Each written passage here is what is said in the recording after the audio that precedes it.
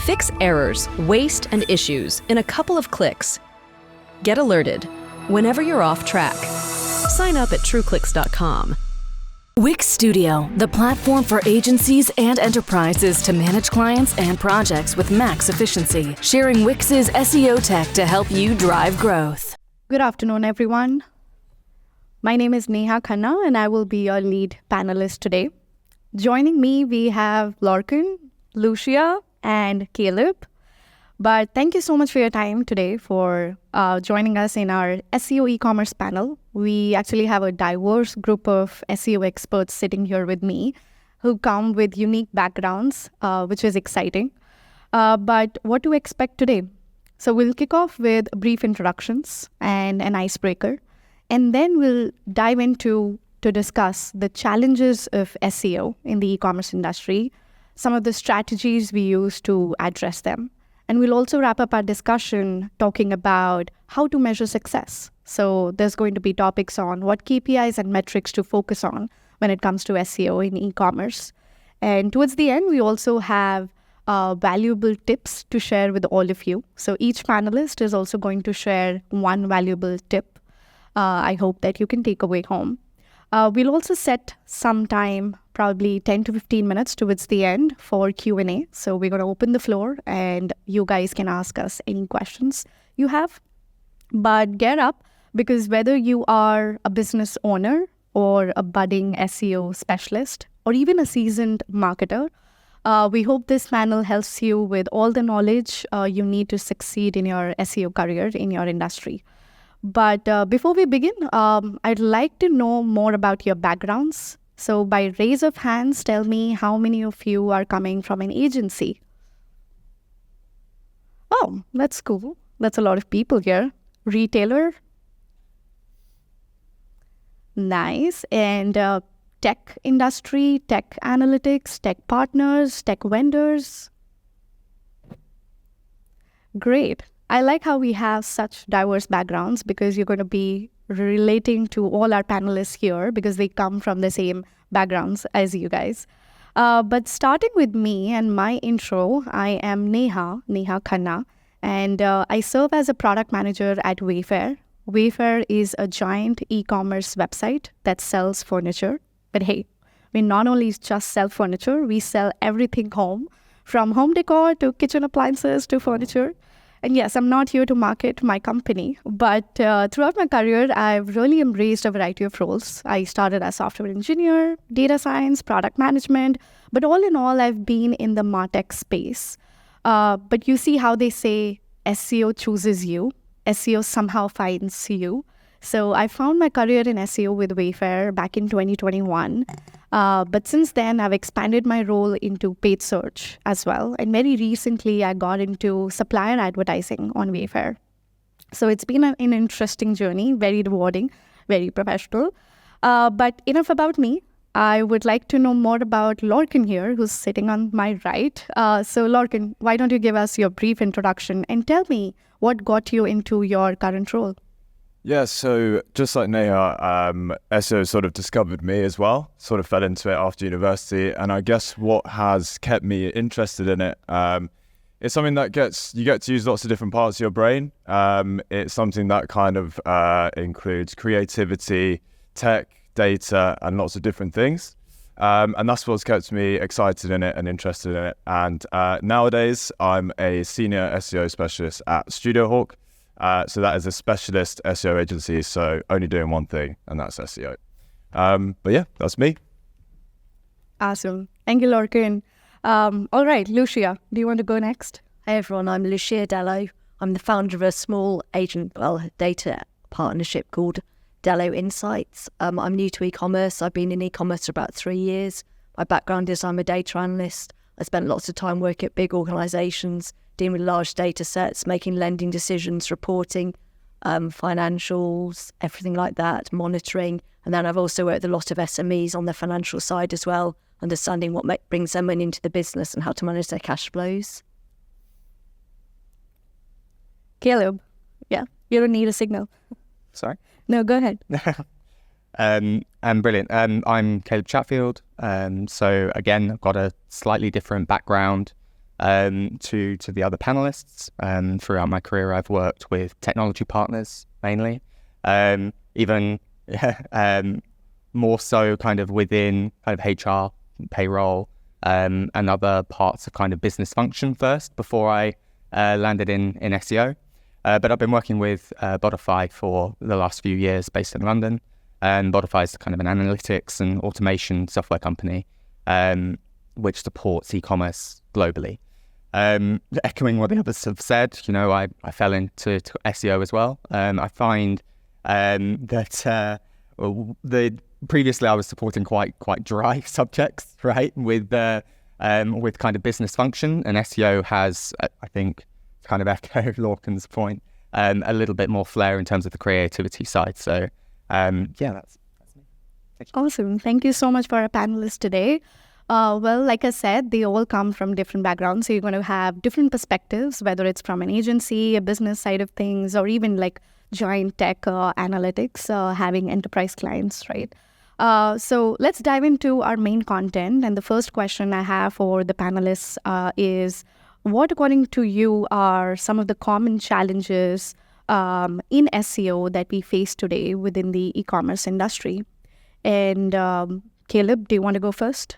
Yeah, absolutely. So my experience is working with some of the largest websites in e-commerce, and therefore I think my experience is kind of tailored by that.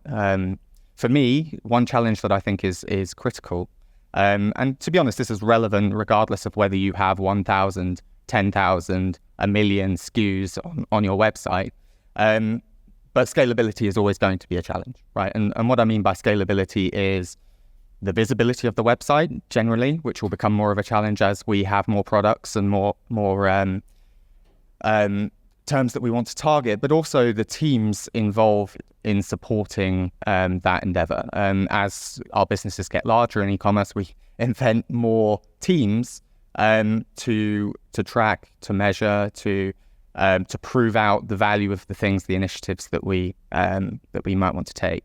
Neha, your own website has some kind of pretty colossal challenges when it comes to kind of technical SEO in terms of visibility, and the kind of the visibility of its catalogue of products. And whilst not everybody is facing the same sorts of challenges and same sorts of scale, I still think that the nature of different teams and the siloing between those teams, the sharing of data, can cause us a lot of challenges in terms of what we do and how we execute on what we'd like to do as a business. Yeah, definitely can relate to that when it comes to scalability, because Wayfair has millions of SKUs and we have millions of pages. So visibility gets challenging. Here, we need more resources. We need more scalable data infrastructure. And when it comes to analytics capabilities on top of that, everything becomes crucial, right? Especially when you're handling growing volumes of data, because as your e-commerce businesses grow, so grows the data within it. And speaking of data, I'm pretty sure, Lucia, you'll have a wealth of insights to offer. I do indeed, Neha. So what I typically see is that the e-commerce retailers, the smaller SMEs I work with, they've got data coming from 3 different sources. They've got all the marketing data all around the engagement, the activity, the channels, and eventually what sales are made. Then within the e-commerce platform, they can then see what products are being sold, how the stock's moving over time, where the refunds are coming from, how the orders are changing. And then thirdly, they've got financial information where their accountant's giving them a monthly profit and loss or an annual profit and loss figure. So there's 3 different types of data sets going on. The 3 different types of data that link together. It's all over different data periods with different things in it. And there is a business owner trying to think, why aren't my profits growing? Am I making enough sales to cover my costs? Why isn't the money in my bank account increasing? Am I spending the right money on my marketing? Am I getting the returns I need? But just the way the data's sitting there, they can't answer that question. And then they're in a situation where they think, if I want to do something different to my business, I'd like to make an informed decision, knowing that the information I've got is correct. But where they haven't got that information there, they either make a decision based on partial information, which might or might not be correct, or even worse, they don't make a decision at all. They sit there, they're going, I know something's right, but I can't get my handle on it, therefore I can't tackle it. So as a business, it causes some issue that way. And it's a very challenging market at the moment in e-commerce. There's a lot of change going on all the time. So as a business owner, they need to be fluid, aware of where the trends are, what parts of their business, which products are selling the best, which ones aren't working out for them, so they can actually make those changes and be as fluid and responsive as they can. But if they haven't got the data set up in a way they can use it and work with it, they're then at a real disadvantage. Yeah, absolutely. Yes, data is important, like Lucia was talking about, but to be able to extract actionable insights from data is all the more important. Challenging and exciting at the same time, right? So, Lorcan, what do you have to say on the challenges side from an agency point of view? Yeah, so as an SEO agency, I think there are three main challenges that we face with e-commerce businesses, which is attribution, nerves, and mindset. So we live in this era of like the messy middle. There's it's getting increasingly harder to see actually which channels provide that value. There's lots of different interactions along the way. So as an agency, we need to spend more time actually reporting on that, finding out that truth, and that eats into the time that we're also expected to do stuff for clients as well. And I think that's a problem that lots of businesses face. Attribution is something that is coming up a lot with businesses that we work with. Nerves as well, there's a lot more uncertainty at the minute. So businesses really want guarantees, and that's not really something that you can come by easily in SEO. I think if an SEO is guaranteeing you results, I think they're lying through their teeth. So for us, we don't work with everyone. We like to qualify businesses more, and we only like to work with people that we feel like we can make a difference with. But yeah, nerves becomes a challenge. People want guarantees, and that's just not something that you can offer as an SEO.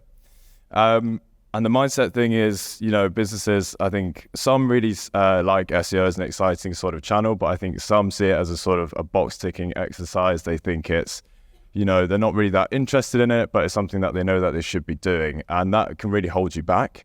I've seen some eye-watering sums being spent on paid ads each month. And, SEO isn't as exciting to lots of businesses as like a television ad or a viral social media moment. So that mindset can really hold you back and really hold us back as an agency as well, when you're just constantly trying to prove to someone that SEO is something that should be seen as an investment and not a cost. Yeah. No, I love how you said SEO is an investment. Totally agree to that point, because unlike paid advertising, right, your results of SEO efforts are more sustainable long term. You really need a very strong online presence, and that does come with SEO. So yes, SEO is an investment. But great things. By show of hands, again, tell me how many of you were able to relate to these challenges, like with scalability and data and SEO, underselling SEO. Awesome. And I'm sure now you're waiting to understand how to even address them, right? So now, jumping on to our next topic, can you share some of the strategies we are using to resolve those challenges? I'd like to start with Lucia. So can you share some light on those data implications? Yes. So actually why I really set myself up was that when I realised that all this information wasn't very accessible, I felt I want to create this kind of unified view of the data. So in terms of the technical side, the way we've been doing that is we've got some APIs. We can then feed in the information that comes off the e-commerce platform. We then put it into a data warehouse. And when we're in the data warehouse, we can clean the data, get rid of if you've ever seen the e-commerce data, when you see an individual sale, an individual product, the way it's set up, it's just not very nice to work with. So we've then been trying to smooth all that information out, get it to look consistent. We're then putting extra calculations on top of it. For example, if it's a new product, we identify it's a new product. We can then track it being a new product. So we're really trying to get this kind of human face to the data. And then finally, our final stage after this error checking is to then put into a dashboard. The dashboard then allows us to have a unified source of data. So every single person we bring in, it goes through this whole process, cleaning, checking, and then goes into a standard dashboard. So we can then quickly get to the results. So an SME isn't then thinking, well, I know I need some data, I don't know where to find it. What are the things you want to see? And for them, it's, a value for money investment. It doesn't take this long lead time to get there. And as soon as they get their information into it, they can then say this is what they want to see. So really, it's trying to translate it and then create something scalable. Because obviously we're working with lots of different companies who've got lots of different data, but if they're using a common platform, we're interested in WooCommerce and Shopify is where we've started, then that works for them. So if you're in a business where you're typically seeing, your clients are using certain platforms, then you want to make sure your solution works for that platform. There's Power BI, there's BI Query, there's Looker, all of those kind of different suites. We just use one that works for us. So I think part of it is about the technical solution, getting that in place so you can actually get to this data consistently and avoid all the work of the grind of getting the information out. And then specifically on a challenge, one of them is customer lifetime values, which I think is really important. So if you can see the customer lifetime values, so when an order's made, you can then relate it to a customer. Has this person spent before? How many times have they spent? What's their spending pattern? If you can get to that data, you can then start understanding that in the frame of the campaigns that have been run, in the challenge of, where that customer's come from, and what happens. Is it really, are you an acquisition kind of portfolio where it's all about getting people in, or is it about getting people to spend in? And once you understand where you are, you can then start allocating your budget and the company's resources towards the goals that you specifically want, because every single SME I work with is different. But if they can align their metrics to really the things they want to achieve, then you can do that and start drilling down. So if you can get to a big picture where you really understand your acquisition metrics, you're understanding the order values, how they're changing over time, and then you can go on to retention. If you can put all that information together, you can then see the big picture and then work out the things you really need to address, and then actually get some data behind it, which is impartial. Great. So as I understand, what you're saying is like bringing the data together as in a unified data model is actually what could also help us understand to make sense of the data, right? All you need, yes, everybody has data, everybody owns data, but sometimes we don't know what the data is telling us. So to bring it all together in that unified data model, that's great. Caleb, do you have something to share on that? Yeah, absolutely. Thanks, Lucia. I think what you say is super relevant around kind of unified data. And I think actually reflecting on some of the points that you're making and the types of data that you're talking about, I wonder how often SEOs have that available to them in their everyday decision making. And I think that probably reflects some of the siloing that we've been talking about generally.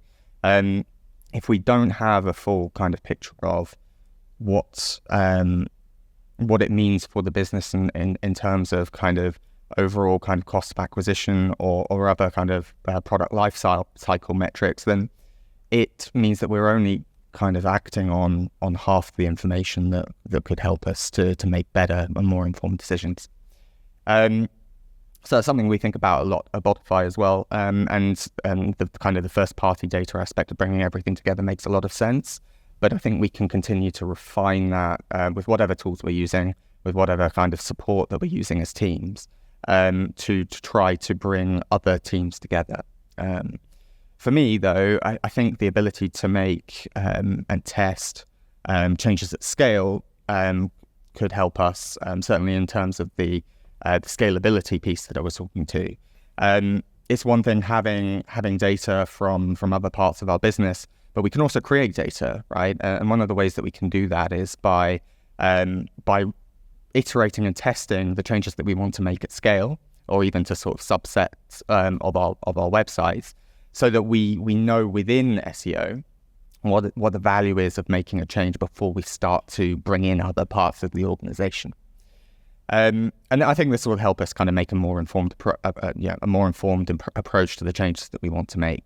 So, I speak to a lot of teams across kind of Northern Europe and into kind of the rest of Europe and to an extent into the US.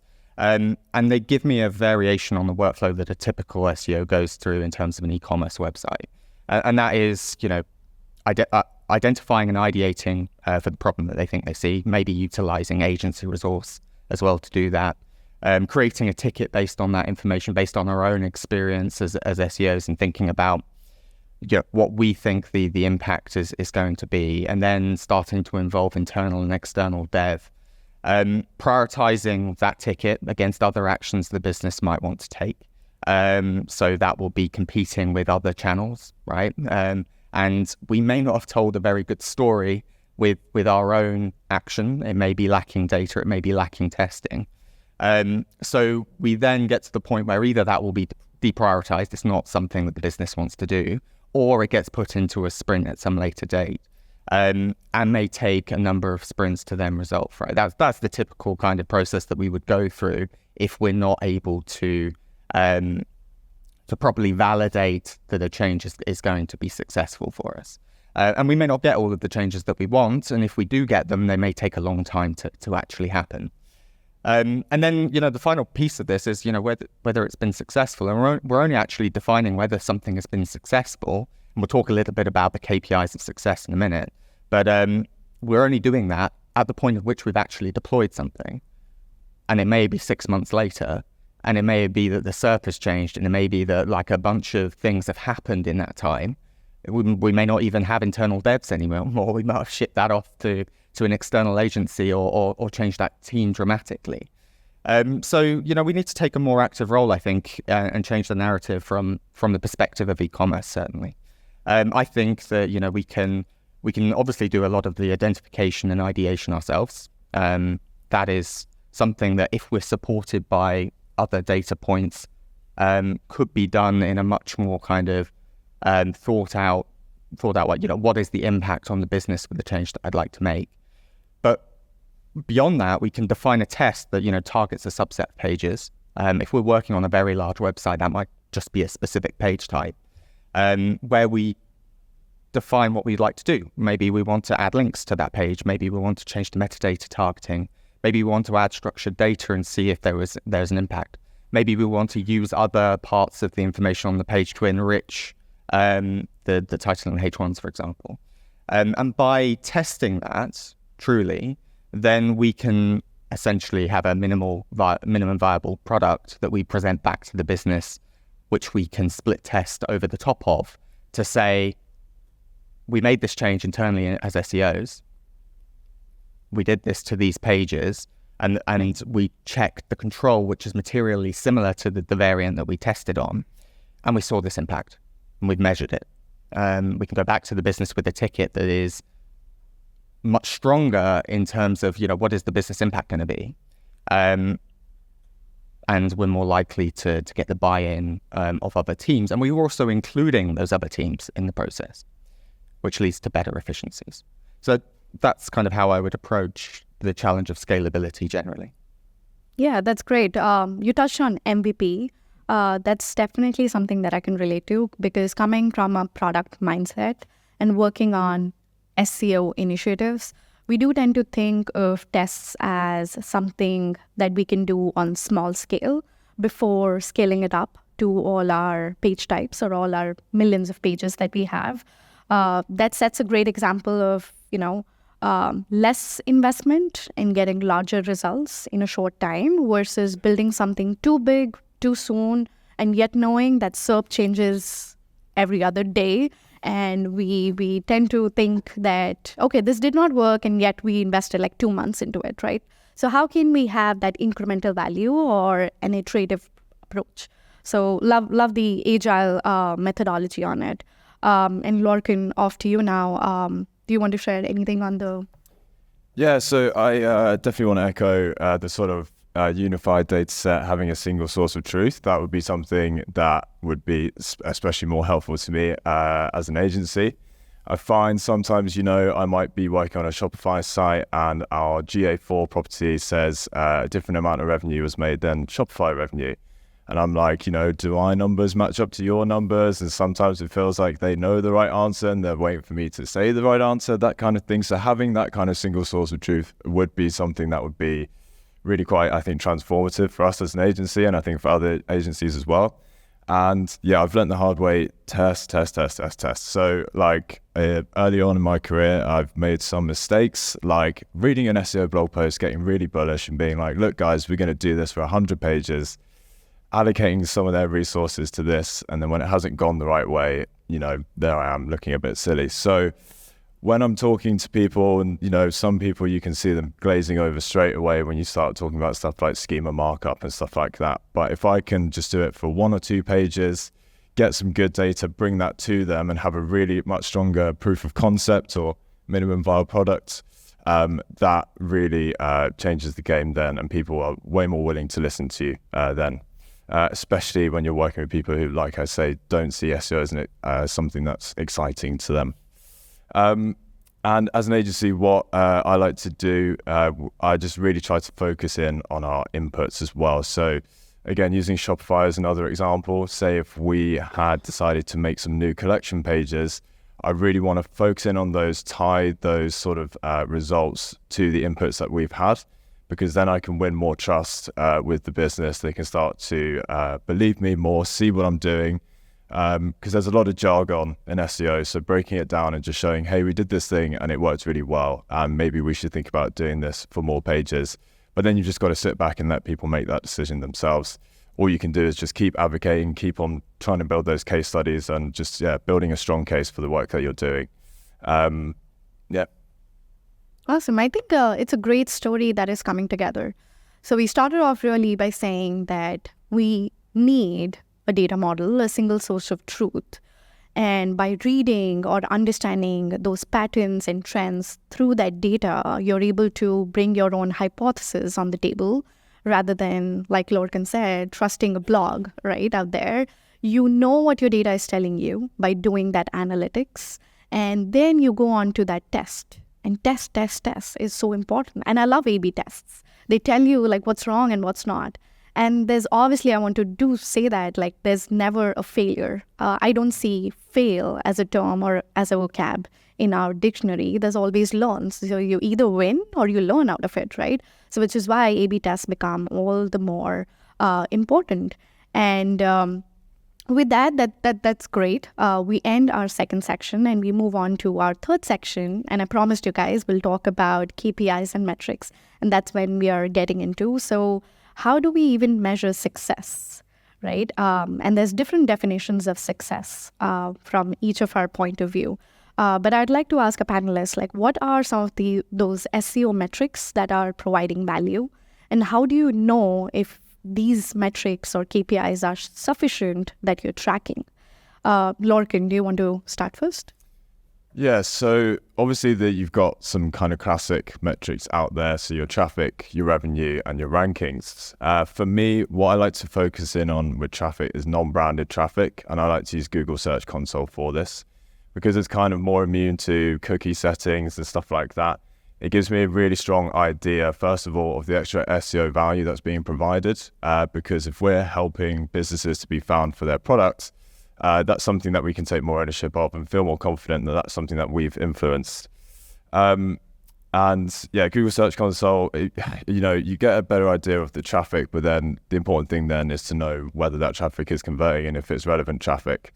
So yeah, that's when we want to look more at organic search revenue. But again, there's fuckery there. There's, messy middle and all of this. So other things that I like to look at is your average position, your rankings. So again, average position on Google Search Console is a really important thing for me. What I want to see is that we are getting onto more first pages, especially leading into sort of the Black Friday, Cyber Monday part of the year, because there's seasonality to revenue. It's not always going to be there. Businesses are going to be like, hey, where's the money? I'm like, look, we're trying to get into those really strong positions to when people start, when we get to that peak trading season.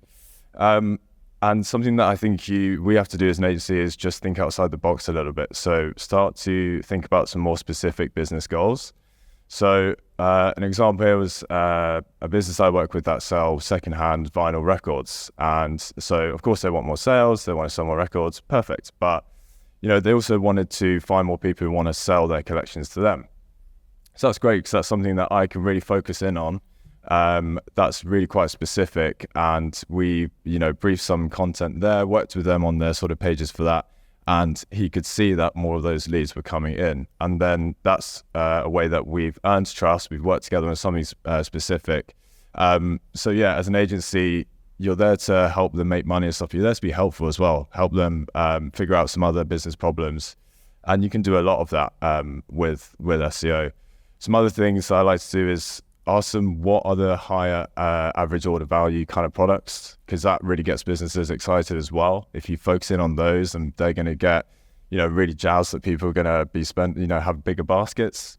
And then there's some other really interesting models out there as well. I know there are some agencies that are using cost per acquisition even for SEO, and I know Botify are involved with a really cool metric called return on search spend. So yeah, there's a lot of data out there, and it's about finding the story in it, being helpful, and yeah, especially for SEO, non-branded stuff, first page rankings, and using the Google Search Console for that, for me personally. Thank you, Lorcan. Caleb, do you want to share next? Yeah, brilliant. I think, thank you for the plug, by the way.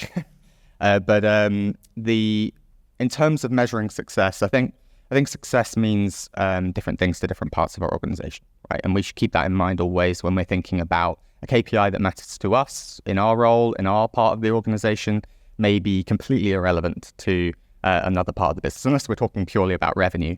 Then if we're talking about kind of technical metrics as an SEO, visibility, share of voice, like these sorts of metrics, then we should be aware that the so what is super heavy in those KPIs. So I think we should anticipate that the rest of the business is going to ask questions of the KPIs that we hold. And I propose that whenever you're thinking about the success of your own projects, and a metric that you hold to be a successful one, you should play that against what you know other teams are tracking.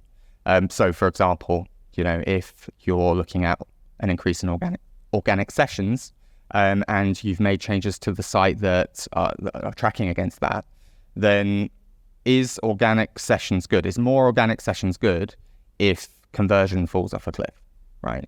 So we should be aware that there are things that we hold and we can point to and say, look, this is what we've done and this is why we're successful. But if it strikes against or has an impact on other parts of the business, it may not help us in building our own case internally. So we should test our KPIs against the KPIs of other teams. I think we've talked about a few of them, cost of acquisition being a really clear one and something we should think about across all of our channels. I think we also mentioned at the outset that we know that SEO is a pretty sustainable channel. It's on us to prove that. What is the investment that we're putting into the channel? What is the impact of the channel? What is the return? And thank you, Lorcan. But Ross, so the return on organic search spend looks to try to do that. So it takes a bunch of KPIs from the organizations that we work with around investment in people, the types of optimizations that we would like to make, the challenges that we see on websites, and it compares it directly with investments in other channels, notably in paid, so that we can see a number against a number, which is quite challenging to do for SEO because there's so many moving parts involved. But that's what we're trying to achieve. So data is therefore important, right, in measuring success. But we should keep data as broad as we possibly can and test our own hypotheses against what the rest of the business is thinking. Anticipate is basically the message. Yeah. No, thank you, Caleb. So as Lorcan and Caleb were sharing, like SEO is just not about traffic, right? Yes, SEO is about traffic, but not just about it. There are many metrics that we may be leaving on the table. So not to specifically focus on just one KPI, but essentially look at all and even through other channels. Lucia, do you want to share next? Yes. So I'm going to go from a slightly different angle, which I know Lorcan mentioned as well, about these retailers being very interested in their average order values and think about some of the metrics that the retailers are looking for and the things they want to see. So one example is I work with a company and they launched 3 helmets, the same helmet, 3 different colours, priced it for the same amount, bought it the same amount, put the same marketing budget against it. And then as the sales developed, we realised that one particular colour was performing best of all, doing really well in terms of sale. A second colour had got the lowest refund rate, and the third colour had got the least sales, and it got the highest refund rates. So as the period was emerging of these 3 different products, we were ending up with a situation where we're going to be left with a lot of product in one particular colour which was performing the least well. So then we kind of looked at it and thought, actually, where are we going to be with this? And then we actually changed the strategy behind it, reduced the pricing of the unpopular helmet colour. We then changed the marketing budget to put more marketing budget against the unpopular colour and took the marketing budget away from the most popular colour. So the effect of this at the end of the period was that we achieved more of the aims of the retailer We managed to reduce down the stock in the least popular colour, get some money back in the business to buy more of the most popular colour. But it meant, from a marketing point of view, if you'd just gone off marketing returns, actually it was a worse strategy to do. But the retailer was happy because they ended up in a position where they weren't holding the stock of their least popular colour. So I think it's really important to try and think as well of the things they want to do. If you're doing a big Black Friday promotion, you know, it might achieve amazing sales for Black Friday. They might be able to stock the product all through December. And then in January, they might get a load of returns coming back in. So it's not really going to help them until you wait till January. So if you're reporting on this great campaign results in November, December, then in January, the picture changes for the retailer. At that point, you know, you kind of need to get back to what they're thinking. In terms of your campaigns as well, there's a lot of housekeeping we can do.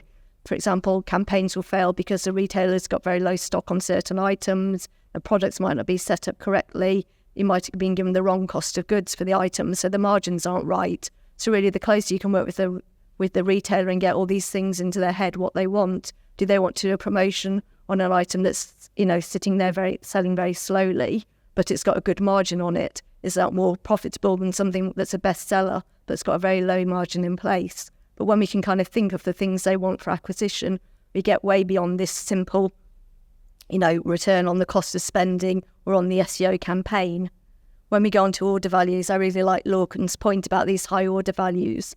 Again, you know, there's so many reasons why order values change, but you might set up a phenomenal campaign and then you might find the retailers actually then put in a price promotion and discounted everything. So suddenly, you know, you think you're doing really well, but actually they're giving everybody that signed up 10% off. So the returns they receive aren't really the money they thought they're going to make, which is why their cash flow isn't coming through and why they won't feel well off. So if you know that retailer's going to promote certain prices or put price reductions on, you can then kind of build that into the factors and try and protect the margin for them.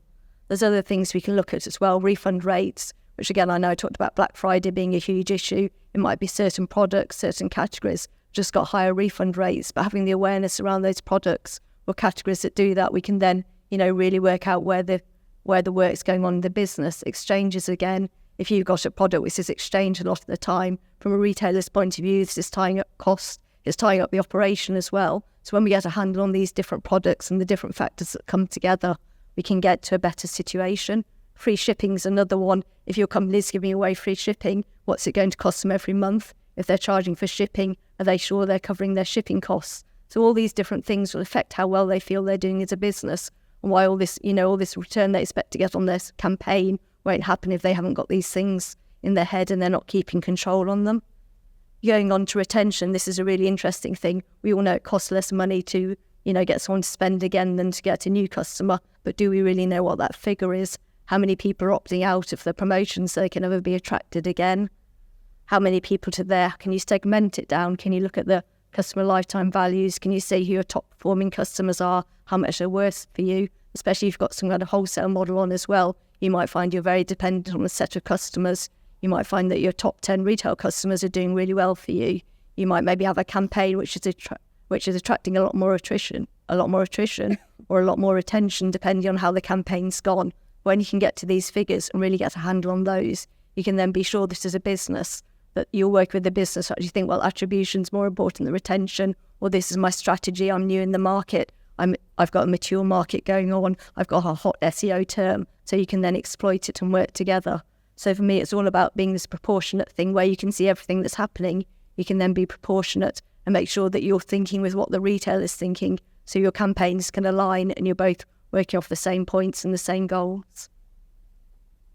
Thank you. I really liked how you also segregated and touched on all the different metrics, whether it comes to retention and acquisition, and all in all, to conclude our KPI section. Thank you so much, Lucia. And just to summarize our main content and the discussion, we talked about challenges. We talked about scalability as one, whether your e-commerce business is small or big, but at some point, yes, you're going to scale big. So how to really manage that large volume of data, and overall, how to not underestimate SEO as an investment strategy, to Lorcan's point. We also talked about some of those strategies and resolutions. So having an important single source of truth that kind of ties everything together and brings a good story. You also want to pay attention to testing to get that incremental value versus building something at scale at once because SERP changes. And last but not the least, really pressure testing your proof of concept, because this will allow you to validate the effectiveness of your SEO campaigns on a very smaller scale. And you can also assess the risks that are associated with it. And in the KPI section, we talked about many metrics, right? But really having or setting clear and specific goals for your SEO campaigns is key, right? And you also want to tie that to your company's objective. Yes, traffic is one thing, but like at the end of the day, higher up, it goes to how the company is making money out of it, right? So don't focus too much on just one metric, whether it's traffic or revenue. You need to look at the bigger picture with different metrics. And as Lucia mentioned, like there's retention to it, there's acquisition. And in some ways, like Caleb mentioned, right, they're all relatable to each other. They somehow all relate to each other. So really ask yourself, is it really worth investing a ton in one channel and to say SEM, a paid channel, right? If the conversion rate is down, or vice versa, there could be another channel B, right? So always tie these metrics to the business objective to make that story together and tight. So think creative and identify continuous opportunities for optimization and growth as well. With that, we conclude our main section and the main topic and the discussion. Now come to my favorite part is the tip. I'd like to also learn a tip from each of you here, and I'm sure you guys as well. So starting from our left, or my left, Caleb. Brilliant, thank you. I don't think this is going to surprise anybody here, but the SERP landscape is changing every day. I feel like it's getting quicker and quicker and quicker. I feel like we're seeing more algorithm updates. I think we're seeing more kind of squeezing of organic listings. I think from an e-commerce perspective, we're seeing like tests from Google in terms of how they want the SERP to look. And we need to be more flexible than ever. And, going back to the main thread of my kind of conversation, my tip to you guys would be, we need to test things that worked years ago or even last week may not work next week. Our competitors are doing all sorts of interesting things that we may not have thought about, or that we don't want to commit to at scale. Testing is going to become increasingly important in understanding what's going to win. And I guess alongside that tip, one question back to everybody in this room, which is, how do you know that the changes that you would like to make are going to work? If you're not doing testing, how do you know that they're going to be successful? And how do you know that they're going to set you apart from your peers? If it's something that's difficult to answer, then perhaps it's worth some consideration. Right.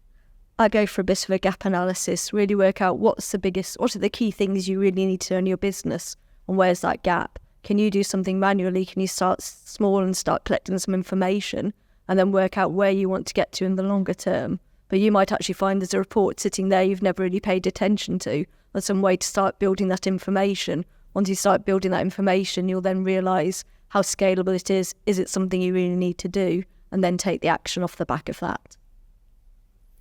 I've got a pretty simple tip. It's just do the thing. Do the thing. I think businesses are worried too much about being perfect. I think I've seen them, arguing over, do we use this word here? There's a grammar error there, and it just holds everything back. I think you've got to be brave. Don't be afraid to make a mistake. And yeah, do the thing. Those are the businesses that will win, the ones that are doing the things. So, yeah. That's awesome. And I would also like to share a tip. This is an SEO technical tip, and I'm talking purely out of experience. You see, sometimes understanding the best internal linking opportunities at scale can be tough, especially when you have this giant website. So if you've already not tried it, Screaming Frog has this in-links report to be able to identify the pages that really need more attention on internal links. So if you have not tried that yet, please do try. Let the Screaming Frog crawl your site and give you all the pages and that report. and put that report in a sending order of the links, and I'll tell you that these are the pages that need more internal links and more attention. But with that, I'm going to open it up for Q&A, and we're also at time, a great mark of 15 minutes that I'm going to leave you guys. But before that, I would like to thank our panelists here. Caleb, Lucia, and Lorcan, thank you so much for being here, for sharing a very insightful and engaging discussion on SEO and e-commerce. Thank you so much. A big round of applause to them, please.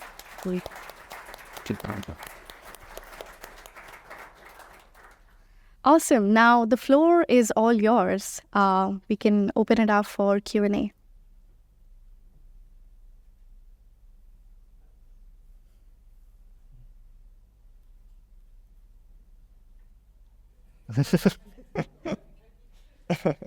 I'm really curious, especially from Neha with your huge site catalog. One of the things that comes up in ecom SEO a lot is around out of stock and discontinued products. And it feels like that's one of those things where SEO guidelines and e-commerce reality don't really mesh together very well. So I'm really curious what your take is on that.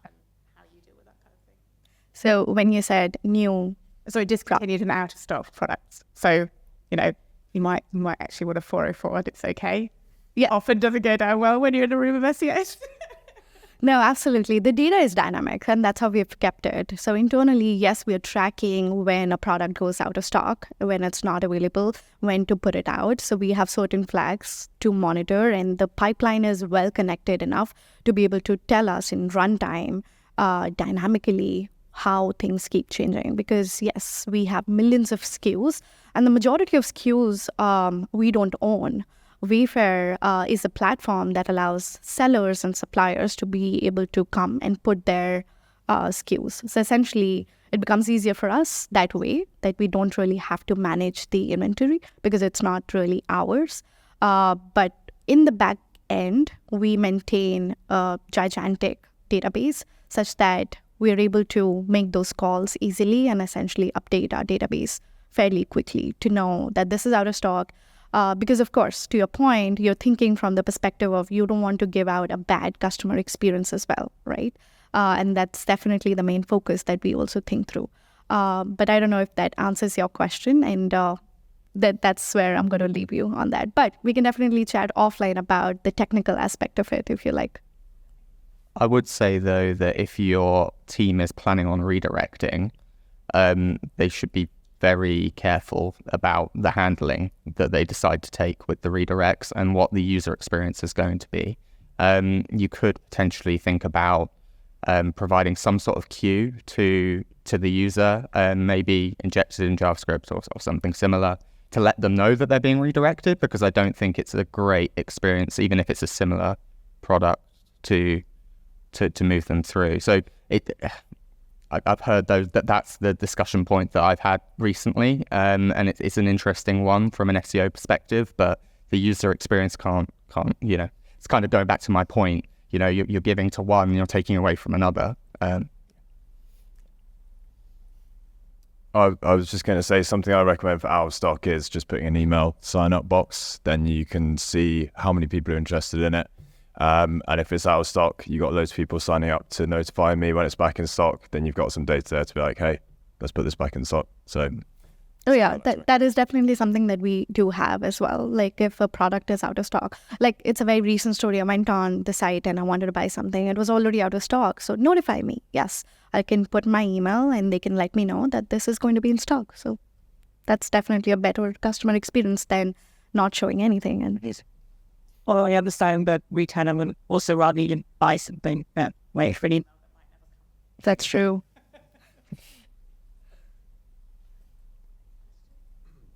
Yeah, so this is one for the panel. So the problem that I've seen over time with e-commerce is that nowadays it's so easy to set up an e-commerce store. And over time with, loads of people want to start a fashion brand or a leisure brand, or they want a store that sells t-shirts. So what would you say is the biggest differentiator then for new players who want to be competitive organically, but the curveball is you can't say links? Just listen.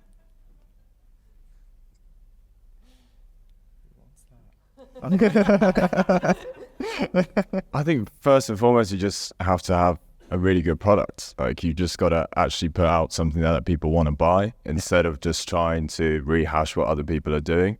So that's where you have to start. If you're just doing what other people are doing, you just want to repackage it in a different type of website, just set up a Shopify and be, drop ship stuff.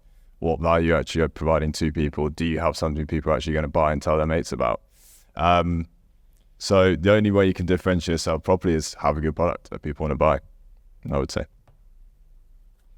I have seen some, and this I don't know whether is a general trend, but something we've seen with some of the customers we support is that there's been a bit of a move away from kind of large marketplaces in certain places and towards individual sellers of goods that have their own voice. I think to Lorcan's point, they have their own kind of niche, and that doesn't stop new players from starting to break into that space with good enough quality of writing and structured websites.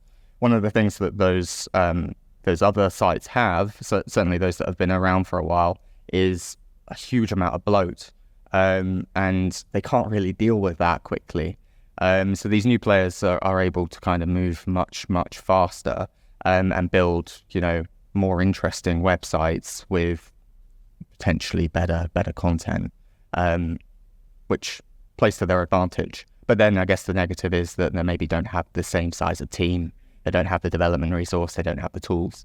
So I guess both sides kind of balance to some extent, but I guess my point is really if you trust in your product and you've built good content around it and you have a well-managed site that's modern, then you have a good shot.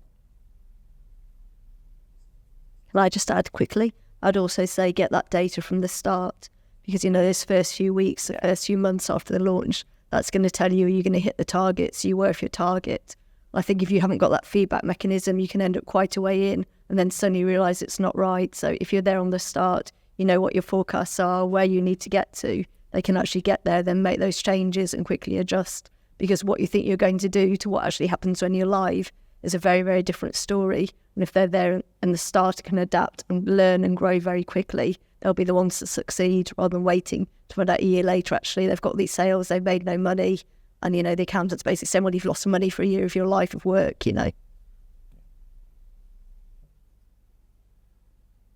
I would appreciate some insights about content, and more specifically, maybe you can relate to that. I know that Wayfair dropships most of the catalog.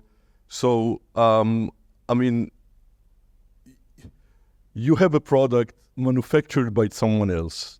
They usually provide the content and then you copy and paste.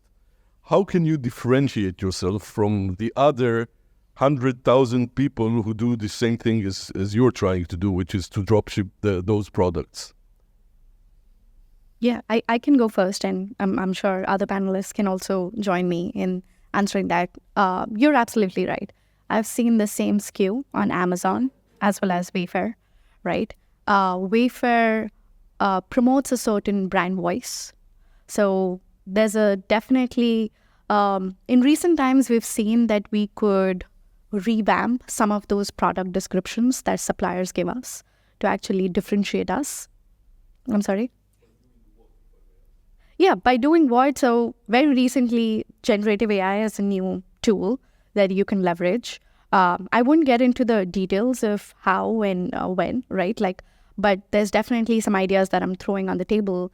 You could do is, with generative AI, there's a lot of content optimization that you can leverage to revamp some of those descriptions, because what you get from the suppliers could be vague, very high level. They're the same descriptions that you're going to see on Amazon or any other platform, right? But at the end of the day, customer focus is that key that you want to pay attention to. So how can I really help the customer understand what this SKU is all about, yet have my Wayfair brand voice, whether it's informative, educational? I really want to help the customer buy this product. So say, for example, there's this red couch, right? This red couch is big, the color is red. It's very high level vague, right? Like how to make this description compelling enough that it leaves a good experience, but also compels the user that, yes, this is exactly what I want.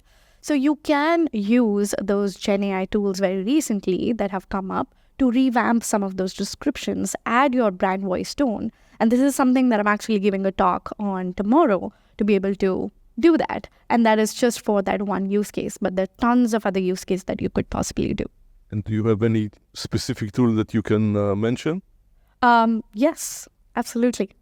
We've used a couple of third-party tools as well, but like very recently, open source, right? ChatGPT is there, right? There's Vertex and Palm. There's definitely other third-party tools that you can leverage as well. But it all comes down to what is your use case and how do you use it, right? Because with AI, there's also going to be hallucinations. AI is just going to make up things, and you don't want red couch to be converted into a red XYZ, right? Like or a maroon something. It's specific red, right? So be very specific on what you're giving as prompt. So prompt designing is what I'm talking about tomorrow. But yeah, that's where I'm going to leave you.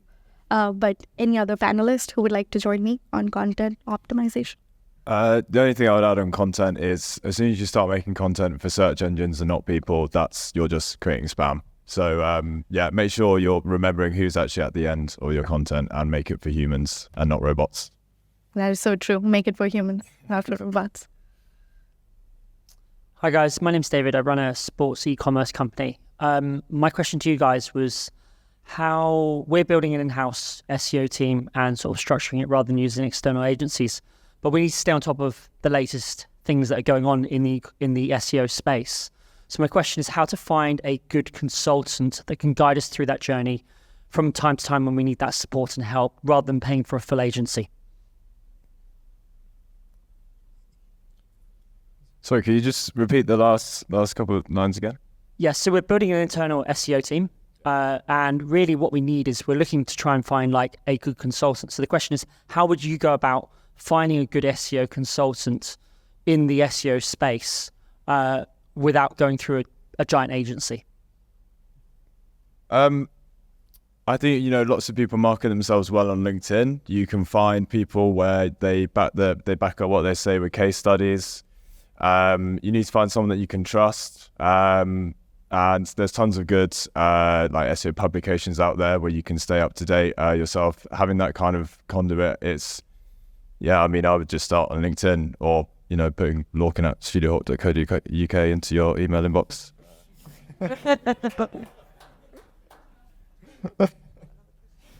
I appreciate the grind. Can I ask a couple questions? Yeah. First question would be to the guy near the pastor. I forgot their name, sorry.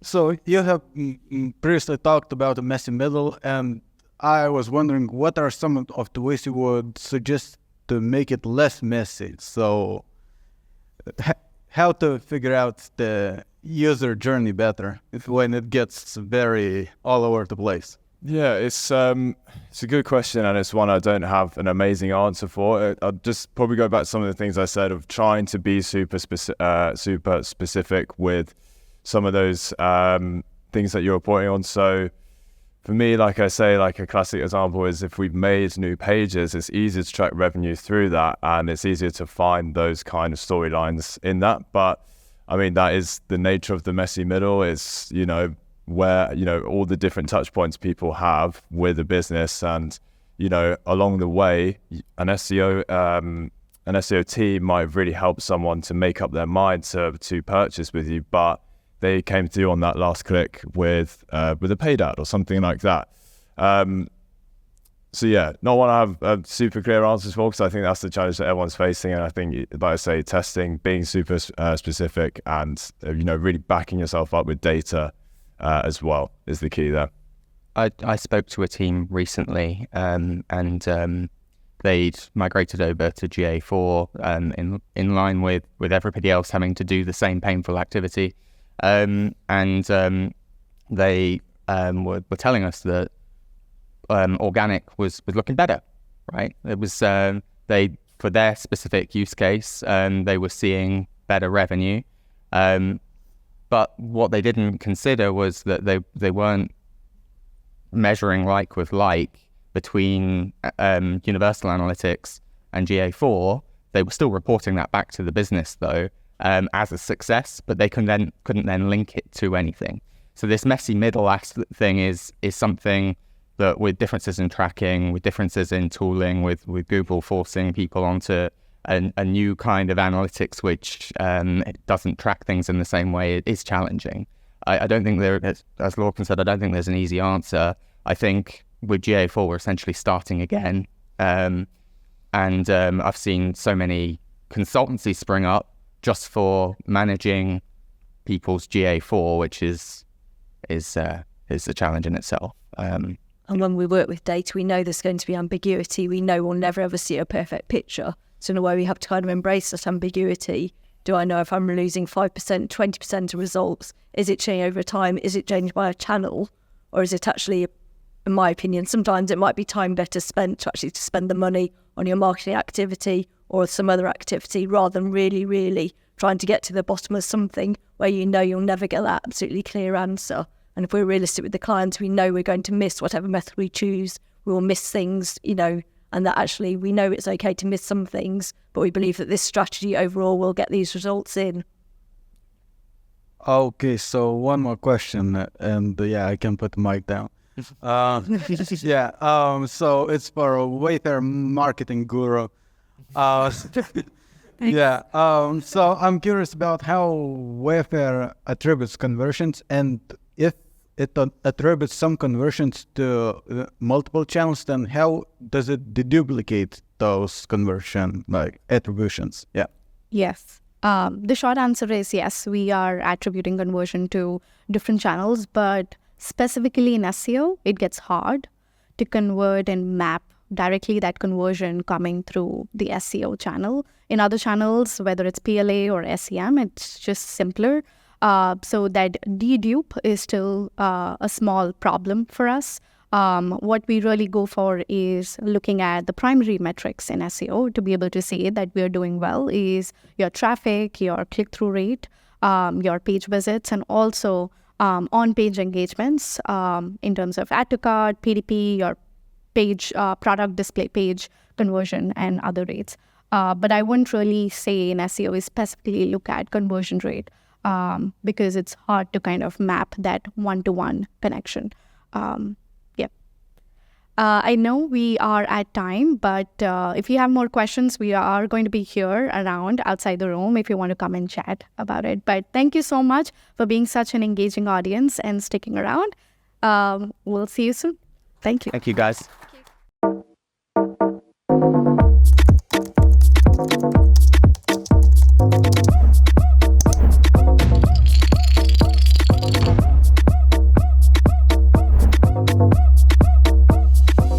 Demand Sphere. Limitless visual insights from the SERPs. Unlimited dashboards and users. Easy to use and easy to scale your growth to new levels. Monthly reporting making you want to shove sharp things up your nose? Try Dragon Metrics, the all-in-one SEO software with mind-blowing reporting tools.